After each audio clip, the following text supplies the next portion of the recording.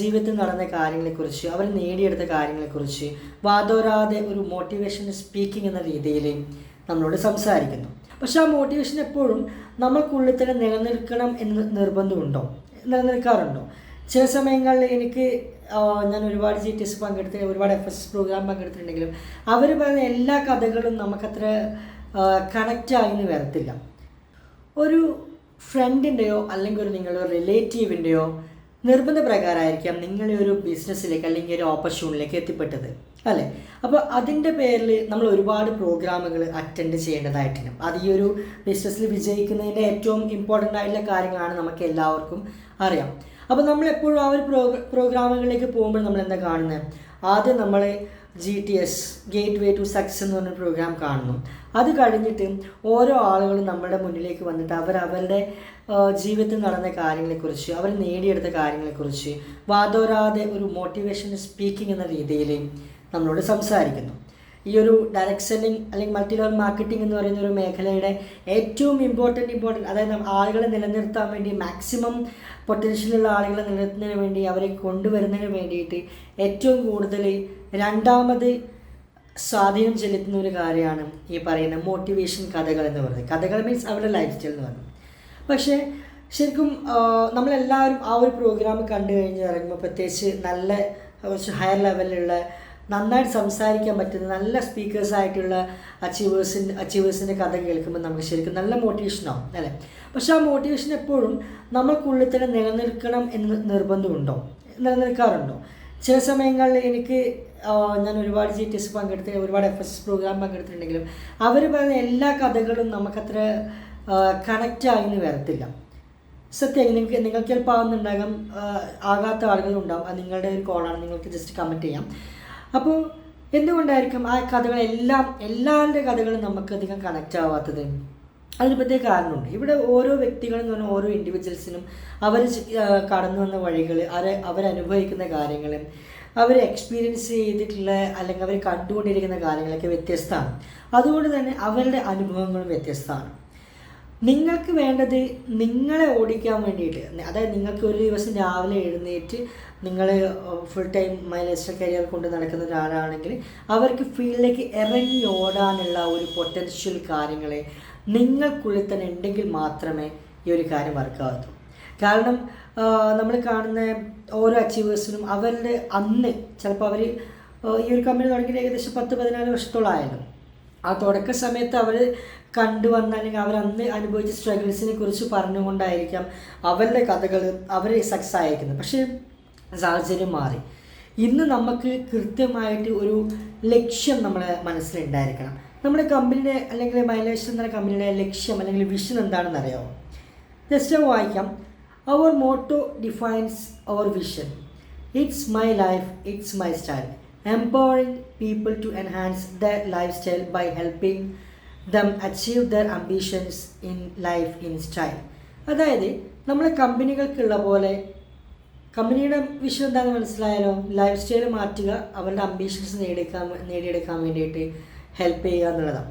അതുപോലെ നിങ്ങൾക്കും നിങ്ങളുടേതായിട്ടുള്ള ഒരു വിഷൻ ഉണ്ടായിരിക്കണം. നമ്മൾ ഈ ഒരു കമ്പനിയിലേക്ക് അസോസിയേറ്റ് ചെയ്ത് തുടങ്ങിയ സമയം തന്നെ നമ്മൾ എന്തൊക്കെ ചെയ്യാൻ പറയും? ലിസ്റ്റ്, അതായത് പ്രൊഡക്റ്റ് കൊടുക്കാനുള്ള ആളുകൾ ലിസ്റ്റ് ഇടാൻ പറയും, ബിസിനസ് കൊടുക്കാനുള്ള ആളുകൾ ലിസ്റ്റ് ഇടാൻ പറയും. മൂന്നാമതൊരു കാര്യം പറയും, നമ്മൾക്ക് ആഗ്രഹിക്കാൻ, അത് നമ്മൾ നേടിയെടുക്കാൻ വേണ്ടി ആഗ്രഹിക്കുന്ന ഷോർട്ട് ടൈം ഗോളുകളും ലോങ് ടൈം ഗോളുകളും എഴുതി വെക്കാൻ വേണ്ടി സാധാരണ പറയാറുണ്ട്, അല്ലേ? എന്തൊക്കെ പറയും? ഷോർട്ട് ടൈം ഗോൾ നിങ്ങളോട് പറയും, ലോങ് ടൈം ഗോളുകളും പറയും. പക്ഷെ അവിടെയൊക്കെ നമ്മൾ മിക്കവാറും എഴുതി വെക്കുന്ന കാര്യങ്ങൾ എന്ന് പറയുമ്പോഴും എനിക്ക് ഒരു കാർ വാങ്ങണം, എനിക്കൊരു വലിയൊരു ബൈക്ക് വാങ്ങണം, അല്ലെങ്കിൽ നല്ലൊരു മൊബൈൽ ഫോൺ വാങ്ങിക്കണം, അങ്ങനെയൊക്കെയാണ്. അത് ഒരു ഗോൾ തന്നെയാണ്. കാരണം നമുക്ക് ഷോർട്ട് ടൈം ഗോൾ എന്ന് പറയുമ്പോൾ ഈ ഒരു ലൈഫ് സ്റ്റൈൽ ഈ ഒരു കമ്പനിയെ സംബന്ധിച്ചിടത്തോളം ഇങ്ങനെ പെട്ടെന്ന് പറഞ്ഞിട്ടൊന്നും റിസൾട്ട് പെട്ടെന്ന് എടുക്കാൻ പറ്റത്തില്ല. അതാണ് ഇതിൻ്റെ ഒരു സിസ്റ്റം എന്ന് പറയുന്നത്. അങ്ങനെ ഗ്രാജുവലി ഓർഗനൈസേഷൻ 1 ആളുകൾ വരണം, 2 ആളുകൾ വരണം. വന്നാൽ മാത്രം പോരാ, അവിടെ കച്ചവടം നടക്കണം. അവിടെ നല്ല സ്മാർട്ടായിട്ടുള്ള നല്ല എഫിഷ്യൻ്റ് ആയിട്ടുള്ള ഡിസ്ട്രിബ്യൂട്ടേഴ്സ് കടന്നു വരണം. നിങ്ങൾ ഡിസ്ട്രിബ്യൂഷൻ ഇങ്ങനെ പോയിക്കൊണ്ടേയിരിക്കണം. എന്നാൽ മാത്രമേ നിങ്ങൾക്ക് വരുമാനം വരുന്നുള്ളൂ. അതുകൊണ്ട് തന്നെ നമുക്ക് കൃത്യമായിട്ടുള്ള വിഷൻ ഉണ്ടായിരിക്കണം എന്ന് പറയുമ്പോൾ ഈ പറയുന്ന പ്രൊഡക്റ്റുകൾ അല്ലെങ്കിൽ സാധനങ്ങളെക്കുറിച്ച് മാത്രമായിരിക്കാൻ പാടില്ല. നിങ്ങൾക്കൊരു പ്രോപ്പറായിട്ട് ഒരു ഗോൾ കൊണ്ട് ഉദ്ദേശിക്കുന്നത് വെച്ച് കഴിഞ്ഞാൽ ചിലപ്പോൾ നിങ്ങളുടെ ഇപ്പം ഒരു മിഡ് ഏജ് ആയിട്ടുള്ള ആളുകളെ സംബന്ധിച്ചിടത്തോളം ചിലപ്പോൾ അതിൽ സ്വന്തമായിട്ട് എന്തെങ്കിലുമൊക്കെ തുടങ്ങണമെന്ന് ആഗ്രഹിച്ചിരുന്ന് അതിനുള്ളൊരു ഐഡിയ മനസ്സിൽ കൊണ്ടു നടക്കുന്ന ആളുകൾ ചിലപ്പോൾ ഉണ്ടാകും. കാരണം ഇന്ന് കേരളത്തിൽ ഒരുപാട് സ്റ്റാർട്ടപ്പ് കമ്പനീസ് തുറന്നു വരുന്നുണ്ട്. അവർക്കൊക്കെ നല്ല ഐഡിയാസ് ആണെങ്കിലും ഇൻക്യുബേറ്റേഴ്സ് പോലുള്ള കേരള സ്റ്റാർട്ടപ്പ് മിഷൻ പോലുള്ള അവർ ത്രൂ ആളുകൾ മുന്നോട്ട് പോകുന്നുണ്ട്. നല്ല ഫണ്ടേഴ്സിനെ കണ്ടെത്തി കഴിഞ്ഞാൽ അവർ ആ ബിസിനസ് നടത്തുന്നുണ്ട്. പക്ഷേ അത്തരം സാഹചര്യങ്ങളിലേക്കൊന്നും പോകാൻ താല്പര്യമില്ല.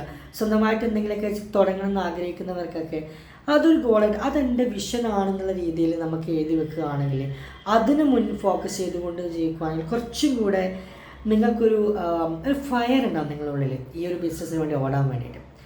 കേവലം ഒരു പൈസ ഉണ്ടാക്കാൻ മാത്രം മതി എന്നുള്ള തോട്ടാണെങ്കിൽ അത് അത്ര വലിയ കാര്യമില്ല. കാരണം ഏറ്റവും വലിയ മോട്ടിവേഷൻ എന്ന് പറയുന്നത് അല്ലെങ്കിൽ ലോകത്തിന് 8ാമത്തെ അത്ഭുതം എന്ന് പറയുന്നത് കോമ്പൗണ്ടിങ് ആണെന്ന് പറഞ്ഞിട്ടുണ്ട്.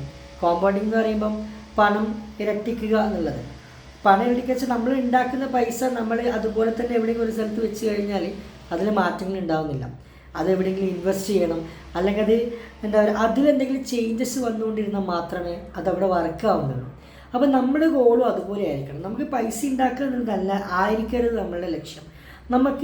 നമ്മൾക്ക് എന്തെങ്കിലും ചെയ്യാൻ വേണ്ടി ആഗ്രഹിച്ചിട്ടുണ്ടെങ്കിൽ അത് നേടിയെടുക്കുന്ന രീതിയിലേക്കായിരിക്കണം നിങ്ങളുടെ ഓരോ ഗോളുകളും ഉണ്ടായിരിക്കേണ്ടത്. ഈ പറയുന്ന കാറ് വാങ്ങണം, ബൈക്ക് വാങ്ങണം, അല്ലെങ്കിൽ അങ്ങനത്തെ വാങ്ങിക്കണം, അതൊന്നും ഒരു ഗോളല്ല എന്നല്ല പറഞ്ഞത്. പക്ഷെ അതിനേക്കാൾ കൂടുതൽ നിങ്ങൾക്ക് നേടിയെടുക്കാൻ വേണ്ടി എന്തെങ്കിലുമൊക്കെ ഉണ്ടാവണം എന്നുള്ളതാണ് എനിക്ക് പറയാനുള്ളത്.